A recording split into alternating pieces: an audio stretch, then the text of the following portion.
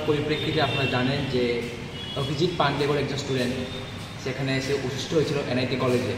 তো তাদের কলেজে হসপিটাল আছে, তাকে সেখানে তার বন্ধুরা নিয়ে গেছিলো। সেখানে নিয়ে যাওয়ার পর হসপিটাল থেকে নেগলিজেন্সের কারণে তার শরীরের অবস্থা আরও ডিগ্রেড করে এবং যার কারণে সে তার বাড়িতে চলে যায় বহিরাজ্যে। সেখানে গিয়ে সে হার্ট পাঞ্চারে তার ডেথ হয়।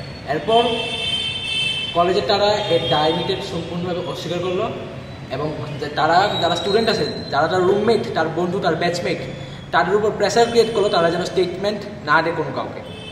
এ নিয়ে তাদের কলেজে গতকাল রাত্রে আমরা দেখতে পেলাম একটি প্রচণ্ড হিংস্র একটা রূপ ধারণ করে নিয়েছিল তাদের আন্দোলনটা। এরপর আজ সকালবেলা আমি আমার একটা এনএসএর প্রতিনিধি দল নিয়ে আমরা সেখানে ক্যাম্পাসে গেলাম, তাদের সঙ্গে কথা বললাম এবং আমরা তাদের সঙ্গে ধর্নায় বসলাম যাতে ডক্টর যারা ছিল প্রেজেন্ট তারা যেন স্টুডেন্টের কাছে অ্যান্সারেবল হয় এবং সেকেন্ড অফ অল যাতে একটা এনকোয়ারি কমিশন বসানো হয়। 2 ঘন্টা ধর্নার মধ্যে বসার পর তারা আমাদের দাবি স্বীকার করলো এবং তারা একটা এনকোয়ারি কমিশন গঠন করলো 8 জন বা 9 জন সদস্যের।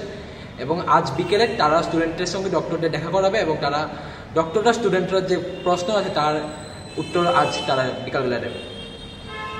যদি তারপরে কোনো সমাধান না হয় তাহলে এনএসআই, যদি তারপরে কোনো সমস্যার সমাধান না হয় বা কথার খিলাফ হয় তাহলে আমরা এনএসআই থেকে আবার সেখানে গিয়ে আন্দোলন করব এবং এবারে আন্দোলনের যে তীব্রতা সেটা অনেক গুণ বেশি হবে এবারের তুলনায়।